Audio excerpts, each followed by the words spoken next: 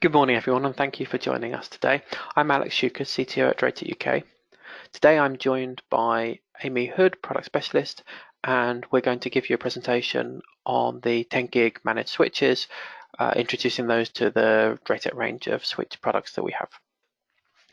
So just like to cover the agenda today, we can start with a brief overview of the solution sets, just to recap on the DrayTek kind of product range briefly. That'll just be kind of 5 minutes, and then we'll go into an overview of the range of DrayTek switches, including the 10 gig switch, and then we will look at the cloud managed aspect of the switching to see how you can manage those using our Vigor ACS central management system. And then at the end, we'll have a Q&A session where you'll be able to ask any questions that you might have about the switch. So in the solution sets, I'd just like to talk about just our routers, access point switches, and Vigor ACS just briefly. The products that we're most known for are the router product range. This is what DrayTek are most known for. Our flagship is the 2862 series of ADSL, DSL, VDSL routers. The one here I've got on the left hand side is the 2862 LAC, so that also has wireless 8211 AC wireless and also LT for mobile broadband. That's our kind of flagship top of the range products, but we've got other variants on there. We also have other models in the range, and the DrayTek products are really good for business continuity, and we get good feedback from customers that they're easy to use, good for business and reliable, and kind of have all the features you might need in an affordable price. And our mission is to provide products and solutions to help businesses exploit the full potential of the internet. The internet can be unreliable, kind of unsecure and difficult to control. So we try and provide solutions to mitigate these issues and any issues that can occur, and to provide a good, reliable internet connection that allows businesses to get on with whatever they're specializing in. For the business continuity, you've got the multi-WAN. So we've got products that do ADSL, VDSL, Ethernet WAN, 4G mobile broadband, and also wireless WAN, where you can connect the wireless of one of our products to another wireless network to piggyback off that, which is quite useful as well. And we've got a SIM slot in some of the range, ones which have the L range of products. So they have a slot where you can put in a SIM into the back of the unit. And we also have a range of firewalls as well. So these are all Ethernet-based RJ45 presentation. So there's a kind of a range of those. The key feature is that they're high throughput, multi-WAN up to 4 WAN ports. In fact, some of them do virtual WANs as well, so you can have more than 4 potentially. And we've got VPN concentrations where you can have up to 500 megabits per second when it comes to, up to 500 VPN tunnels. And we've got high throughput products. And then the other part of the solution set is our access points, including our new mesh access points, for example, the Vigor AP 903. And there's a comprehensive range of access points for different installation types, so including external. And the range provides kind of reliable and affordable access points that you can use to implement wireless across multiple sites, large sites, small sites. And we've got a wireless app that allows you to more easily configure the devices, and there's different kind of wall mounting methods as well. So that's a nice part of the range. And finally, coming on to the main event of today, which is our switches. We've got a large range, increasing in the number of different products we've got, ranging from kind of the 8-port to 50-port switches.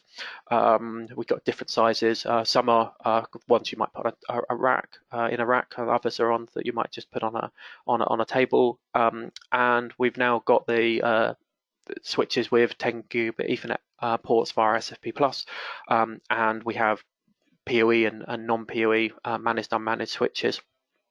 On the new models in the range, they've got a bunch of features. So high speed 10 gigabit SFP+ for uplinks between devices, advanced layer 2 featuring, layer 2 plus routing features. So that means you can do things like static routes and VLANs in the switch as well. So that means it can take care of some of the routing functionality, and ample PoE budget of 100 watts, and it can be managed centrally or standalone. So the devices can be managed centrally via Vigo ACS, or they can be managed by a router, or on their own. If you don't have a DrayTek router, you can just use the switch and manage its routes web interface. They are fully capable to be able to have all the intelligence inside of them as well, so they can be run without a controller if you want to as well. We've got a range of great security features and things like voice surveillance, VLAN as well, to help prioritize and separate automatically your IP cameras and IP phones.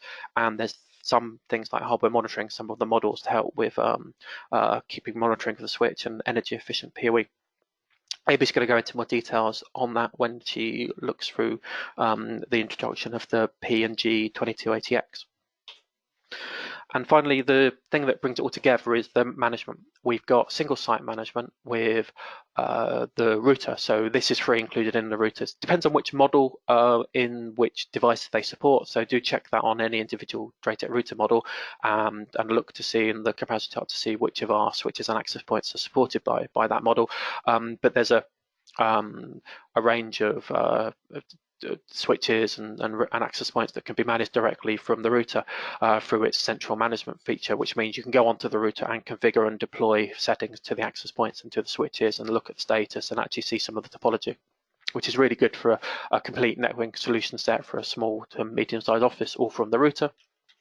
But then going larger, when you're looking at multi-sites or larger installations, we've got Vigo ACS Central Management, which allows you to manage all of your switches and access points and routers from one central place with Vigo ACS from a control panel, where you can look at your switches, all the devices connected to switches, look at the routers and get alerts, see if anything goes wrong with any of the WAN connections or VPNs, and do some essential configuration things like central configuration changes, provisioning devices that are being shipped to site, and then automatically getting them on board and configured, firmware updates, inventory management, and doing config backups and reporting on the estate, especially things like understanding how much bandwidth is being used from each site. And if you want to find out what a specific setting is, you can run reports to look at that on different devices and across the network.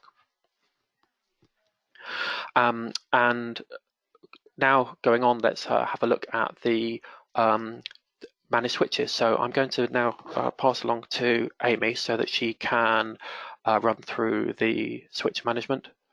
And I'll just pause for a moment and then we'll move to presenting.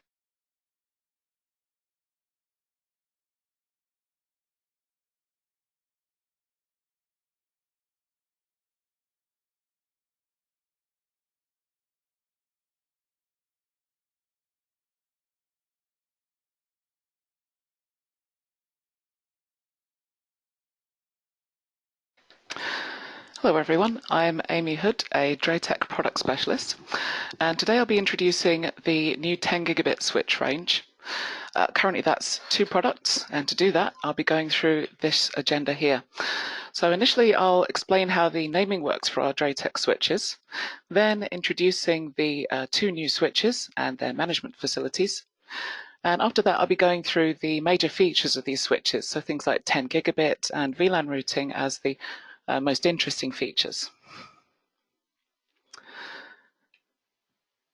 Now, you can check the switch range for yourself on the DrayTek UK website. You go to Products, Switches, and then Network Switches. And on there, we can see a table of switches currently available. Notice we have ports, switches from 8 to 50 ports. And the 2 new switches are the only 2 at the moment with 10 gigabit SFP plus capability.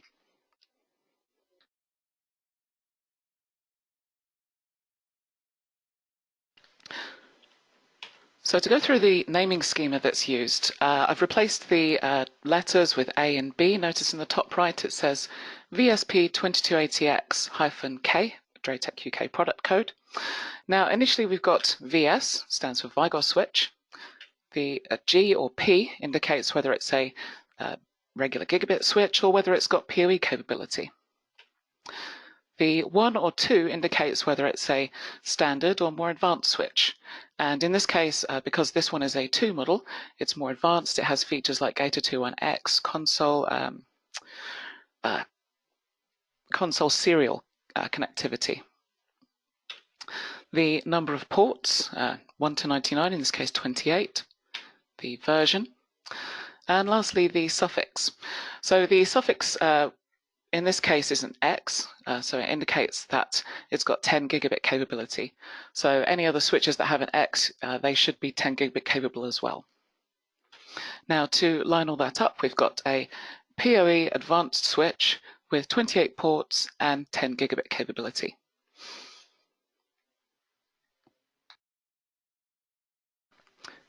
Now to introduce the P2280X and G2280X Vigor switches, I'll begin by showing a picture of it. So here we have the Vigor switch P2280X, and as you can see, it's got 24 gigabit LAN ports on it.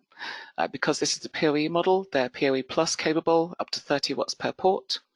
You have 4 dedicated SFP Plus ports, each has 10 gigabits bandwidth available. Or they are also backwards compatible with standard SFP 1 gigabit if you have other devices that don't support 10 gig. There's a total of 400 watts of PoE budget, so you have a quite high power budget for a switch of this number of ports. And there's also a new feature to these switches is VLAN routing, which is kind of a layer 3 feature, hence we call it a layer 2 plus switch. Now you'll notice on the side that there are 2 fans. So this switch is fan cooled, although they are smart fans, so they don't always run at full speed. The G model, not pictured, doesn't have fans on the side, it's passively cooled. It's a bit smaller as well.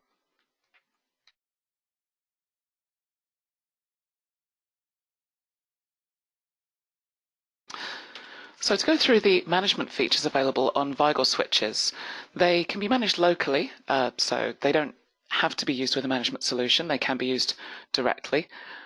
They can be managed through a DrayTek Vigor router as a simple way of provisioning switches and monitoring them for a single site. Lastly, there's Vigor ACS, which is a central management solution to manage switches from anywhere. And Alex will go through that in more detail later on. Now, the local management, so as you can see, there's the dashboard here. So that shows a virtual port status, so you can see which ports have PoE, what speeds they're going at, and whether there's any errors detected, PoE usage.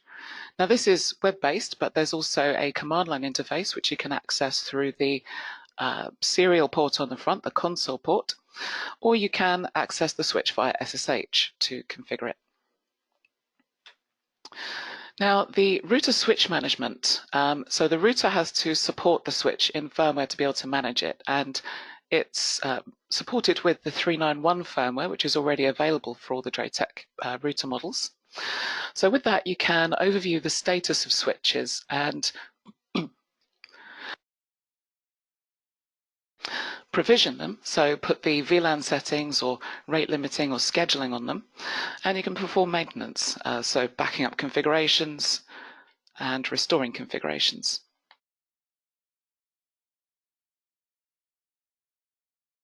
So one nice thing with the router switch management is it gives you a virtual topology of your network. So any switches plugged into the router, what Vigor switches, it's able to show how they're linked to each other and which ports are in use. And you're able to click on individual ports to see which IP addresses they have, which MAC addresses, and you're able to, on PoE models, you're able to enable or disable the port, turn PoE on and off. You're also able to provision the VLANs to these switches, as well as provision rate limits and things like that. So with that, notice you've got 3 LANs shown here. Those are the LANs set up on the router itself with the VLAN tags automatically populated. And to configure the switch, you just select which tick boxes, which VLANs apply to each of the ports on the switch. And then you send it to the switch, and the router then programs it with all the VLAN configuration.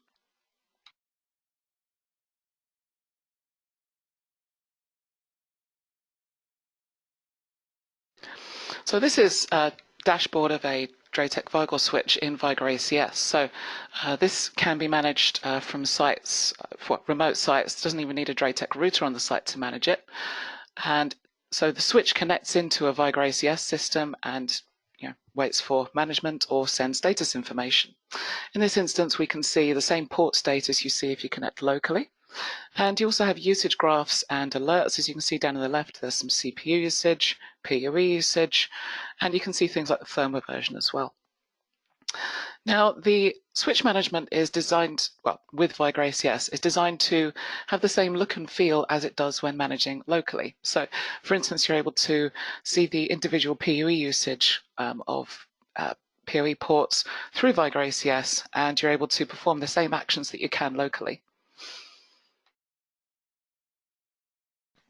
Alex will be going through this in a bit more detail later on. And now I'll be moving on to the key features of these new switches. So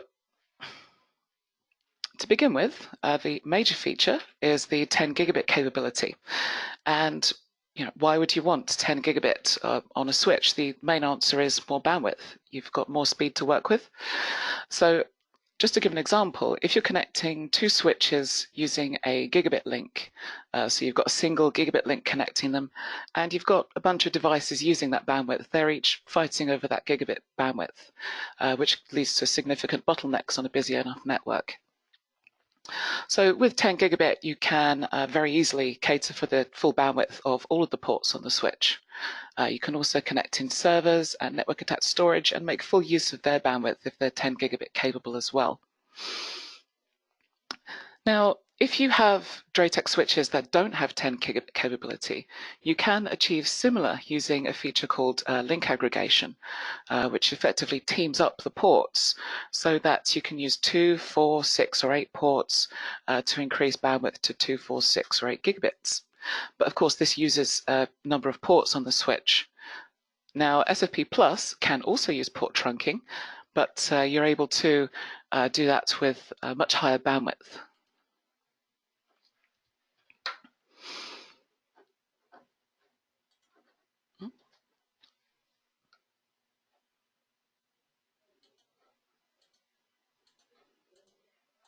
Okay, so moving on, the SFP Plus capability of the switches.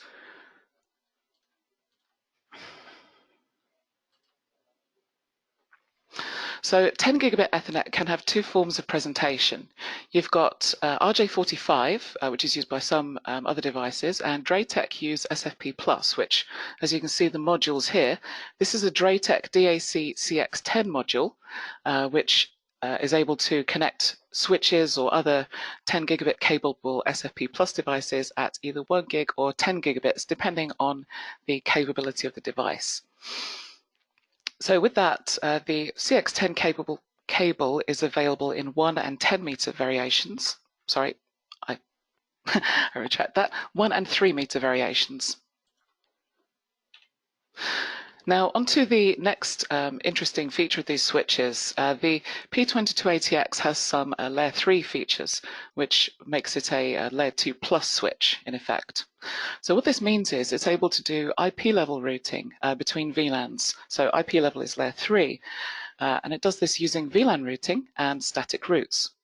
So in this example, we've got a marketing department, an R&D department, and some servers, each of which are on different IP ranges.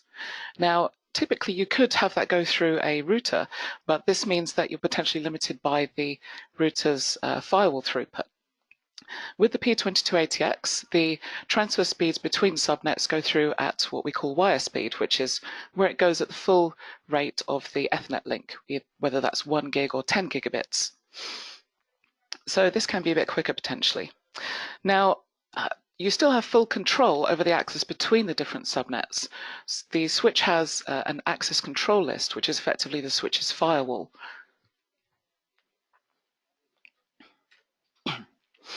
Now, how you set that up is the switch creates an IP address on each of the different subnets, and the network uses that IP as its gateway.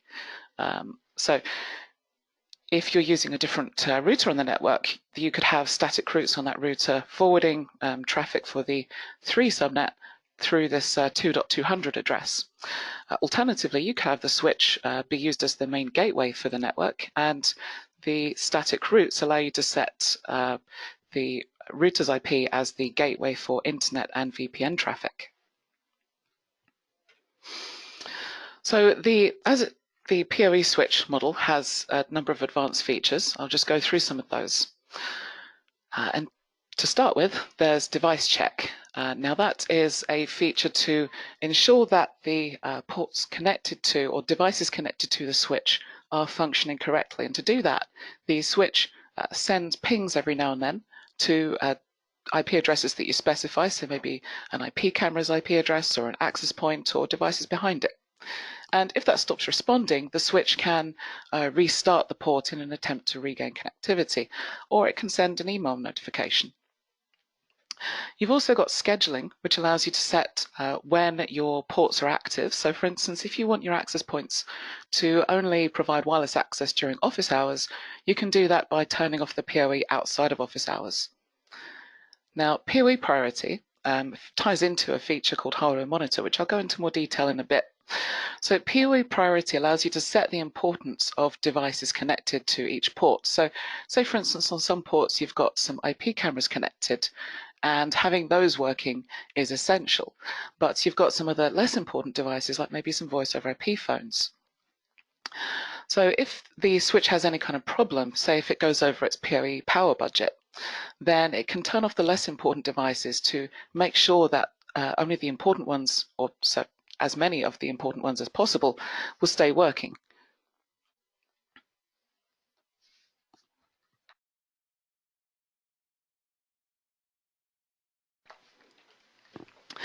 Now, the switches also have a good number of quality of service and bandwidth control features.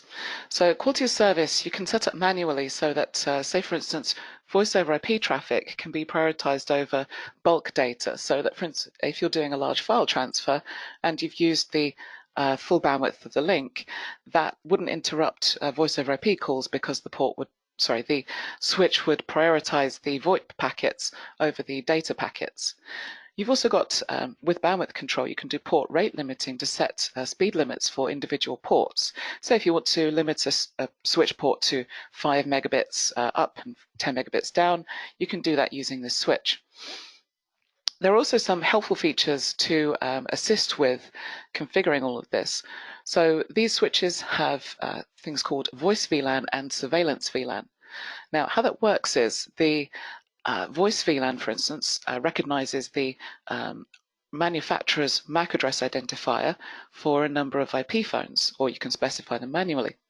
And when it recognizes a phone connected in, it can put that into the correct specified VLAN. So you've got a VLAN specific to phones, and it can automatically prioritize the phone's traffic over regular bulk data. Surveillance VLAN is the same thing, although it's more specific to IP cameras.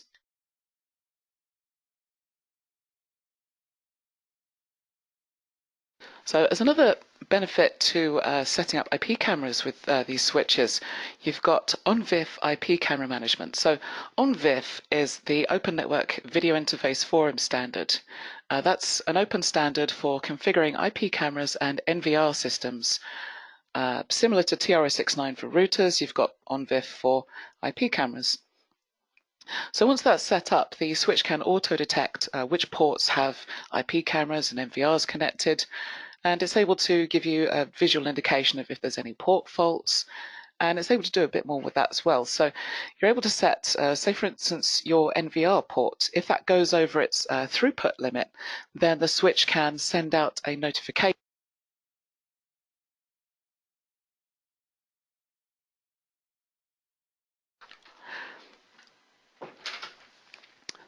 Sorry. Okay, so just to recap, sorry, I had the microphone off.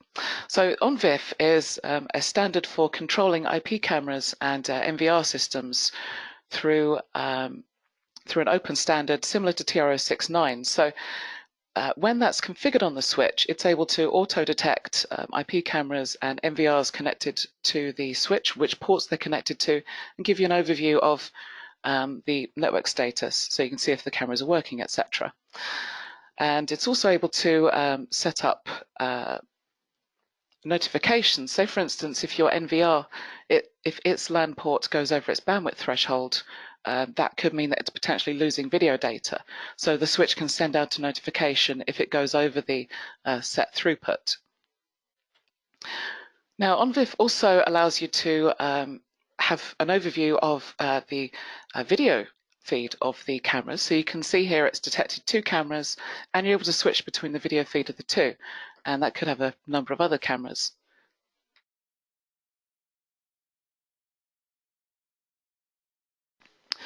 So I don't have a picture of this, but the device maintenance feature allows you to configure the IP addressing and other OnVIF features of OnVIF standard supporting cameras. So if you connect a group of cameras into the switch, it's a very quick way potentially to set up a number of cameras just directly through the switch. Now, moving on to the hardware monitoring facility. So I mentioned earlier this allows it to work alongside the Power over Ethernet. So the hardware monitoring allows the switch to be aware of its temperature. So if it gets too hot or too cold, it can send a notification. But it's also that ties into the Power over Ethernet, so that if the switch gets too hot and is unable to function correctly in that environment, the switch can reduce its PoE power budget so that it continues powering essential devices and keeps working, but it will be able to turn off less important devices to make sure that the important devices stay working in the event of maybe a room that's too hot or something. It can also set alarms so that if it does get too hot or too cold, it can send mail notifications for that. And the temperature sensor also allows it to tie into the fans. So the fans don't always run at full speed. In an open environment where it's cool and there's a low PoE usage, it can run the fans at a low speed so it's nice and quiet. If it's in a hot environment and using its full budget, it can run the fans at full speed. But they only run as fast as they need to. Now, these switches also have a number of advanced network security and management features, and just to go over a few of those. So the main one from my perspective is the AAA capability. So that is radius and TACAX, or TACAX plus authentication. So that's 802.1x, and this switch also supports web authentication. Authorization to control access of the authenticated clients or which VLAN they go into, or if they don't authenticate, then they can be put into a guest VLAN. And new to this switch model, there's the accounting facility, which allows the switch to send usage data, or sorry, send usage information for authenticated clients to a Radius accounting server.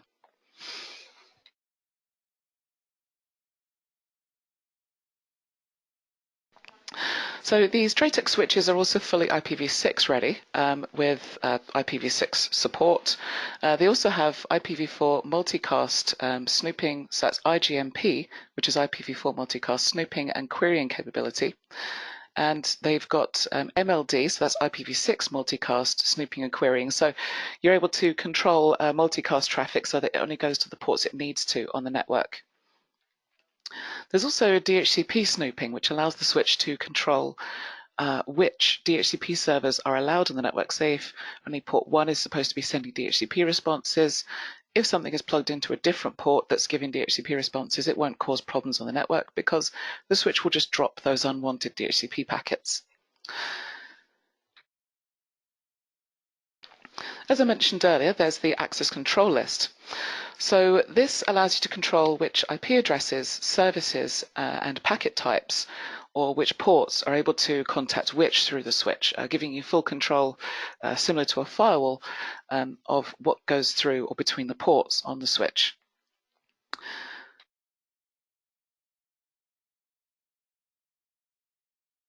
And lastly, there's IP conflict prevention. So this is a feature new to DrayTek switches, which allows you to, or allows the switch to collect information on the network so that it's able to catalog the IP addresses, important IP addresses on the network. And with that, you can fix the design of your network so that your DHCP servers, which ports, IP addresses, MAC addresses, and which ports can have switches connected are all specified fixed on the switch. So that if something changes, the switch is able to intelligently react to that. So notice here it's got an overview of the switch ports, and it will give a warning if there's a conflict. It's also able to shut down the conflicting ports. So if something else tries to claim the 1.1 address, like the router address, then the switch is able to ignore that and stop it from negatively affecting the network. And that allows you to very quickly detect problems and gives you a topology of the network. Now onto the cloud switch management. So Alex will be going through this, just explaining how you can manage switches and other DrayTek products through Viger ACS.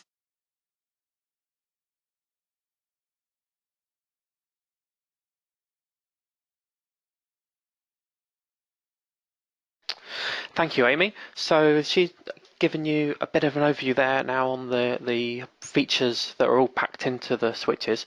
I'd now like to give a bit of a run through of the cloud management so you can see how the switches can be managed from Viger ACS in addition to all the management you can do locally. Anything that Amy's shown there when it comes to the router interface, I mean the switch interfaces, can all be done on the switches, so none of that requires the cloud management to be able to use those features. Those features are all in the boxes regardless of whether or not you use the cloud management. But I just wanted to give an overview now of cloud management so you can see what sort of capabilities and how you can more easily manage a range of switches on multiple different sites, all from one place. First, I want to give a little bit of a run through of how Viger ACS works when it comes to how things communicate with each other. What we do is we have a range of your products all on the internet somewhere, switches, access points, and routers, and they all communicate using a protocol called TR69 to the Viger ACS server. The Viger ACS server could be hosted in the cloud by us or by some other partner, or it could be something that's on site where you're self-hosting it. Maybe you've got it in your own data center or on the premise, the self-hosted version. And the communication using TR69 is across HTTPS, so it's encrypted communication to the ACS server, so that keeps that secure. And the devices will phone home every roughly 15 minutes, but they can also be queried by the ACS server at any point. So if you want to make a change on a device, you instruct the ACS server to do that, and then it will then poke the device that you want to change, and it then does an out of sequence update, and then will automatically update it. So you don't have to wait 15 minutes for any settings to be changed. They tend to be changed immediately. But for the regular sending of traffic, it happens once every 15 minutes roughly, so that helps with keeping the overall bandwidth usage down with the reporting.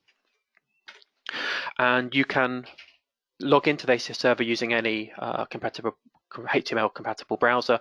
It doesn't need any add-ons or anything. It's just HTML5, so that means it can go across any different ecosystem. Providing it's a web browser that supports HTML5, you can use that on your device to get the control panel. And here's a screenshot of it, but if I move to the next slide, it'll give you an overview of what the dashboard looks like when you log in. When you first log in, you're able to see any of the networks you've got permissions to see. Different users can have different permissions in what networks you can give them, depending on which account you have, whether it's self-hosted or hosted. There's different options on the granularity you have with how you can separate the networks. But broadly speaking, any user, when they log in, they'll have access to a specific network or networks, and you can see those on the left-hand side with the root network there. And if you then look at the network overview, you can see all the different networks, how many devices there are, and a snapshot of how many clients, the general traffic, and also there's Google Maps integration, so you can see where different devices are, and you can get a picture of all the devices around the network.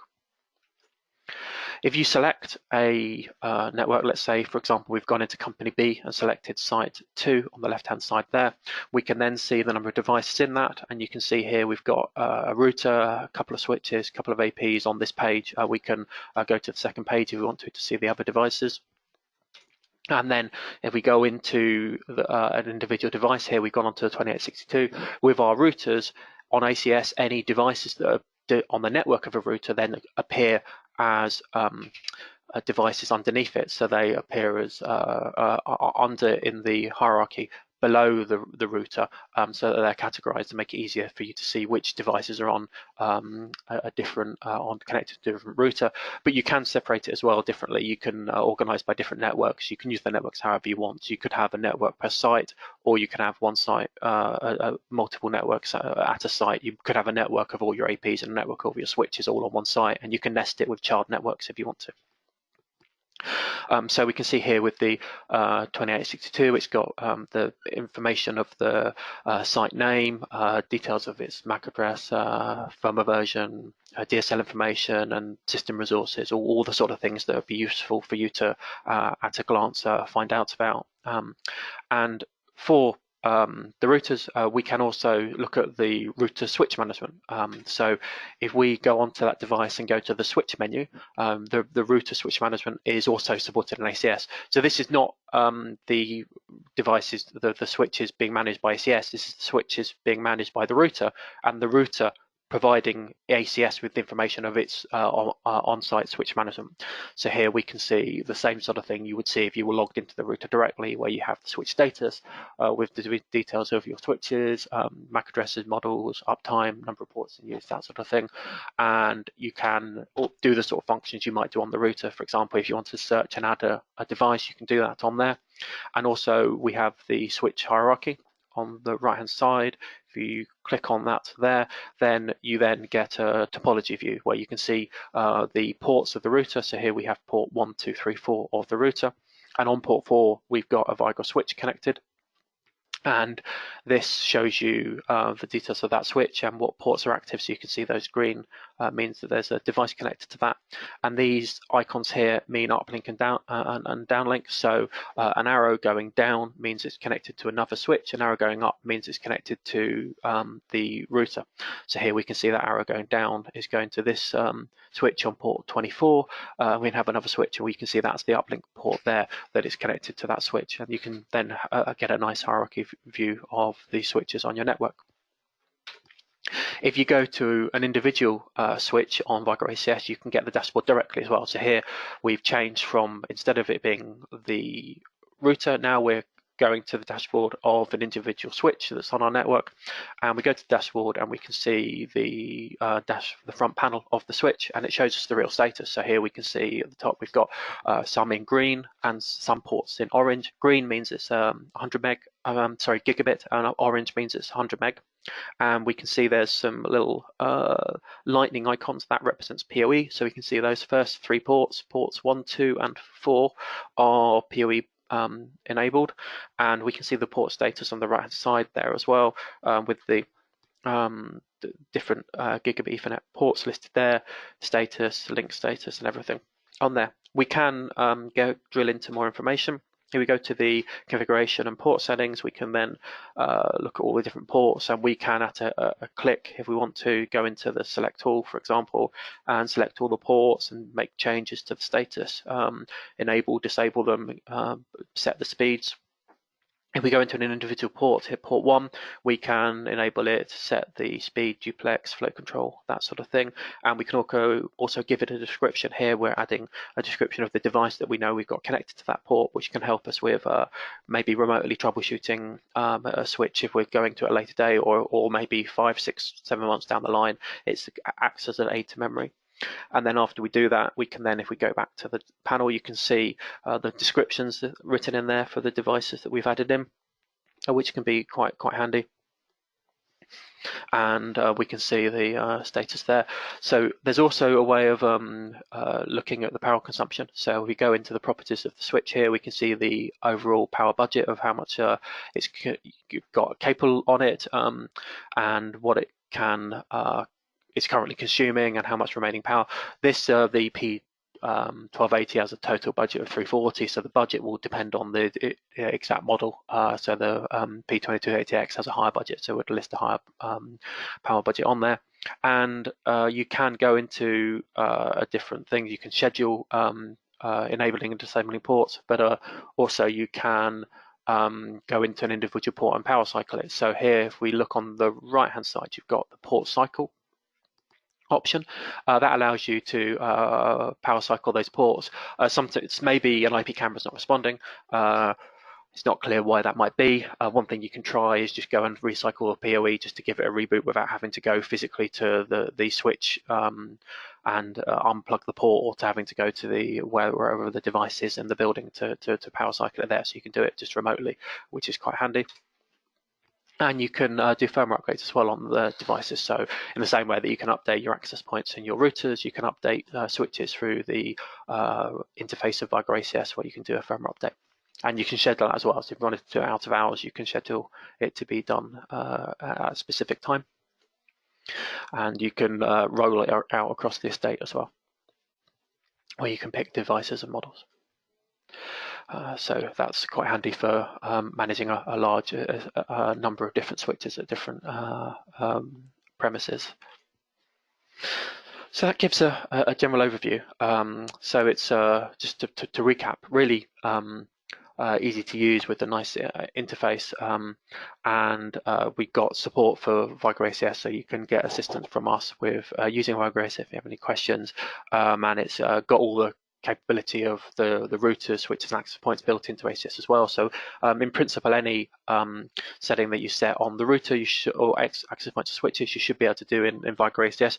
There's some variation on that to very new features that are added in firmware have to also be added into Vigor ACS as well to match the settings, because any individual parameter on a device then has to be known about by Vigor ACS for it to be configured through the interfaces and the user interface. You can of course manually set an individual thing through the advanced menu, where you're actually just sending TR69 parameters across, and that's also a way that you can do using XML to provision things as well by uploading files into ACS.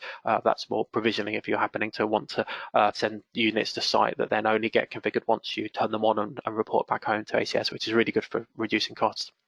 But it's kind of highly flexible, highly configurable, and very easy to use. There's two different methods of hosting it, either self-hosted, where you're running the server yourself, or hosted by us on the cloud.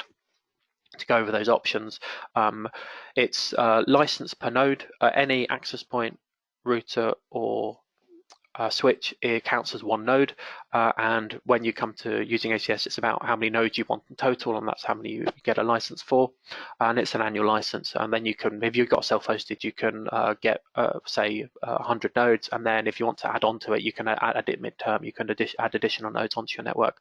And we have the self-hosted, where DrayTek will take care of the running of the server, and you just get given an account that you can then use to log into and manage it, and just set up the accounts. So that's a slightly easier way of getting started, because you don't have to worry about the kind of installation. But that is a general, that's everything we got for today when it comes to the content. So thank you very much everyone for attending today.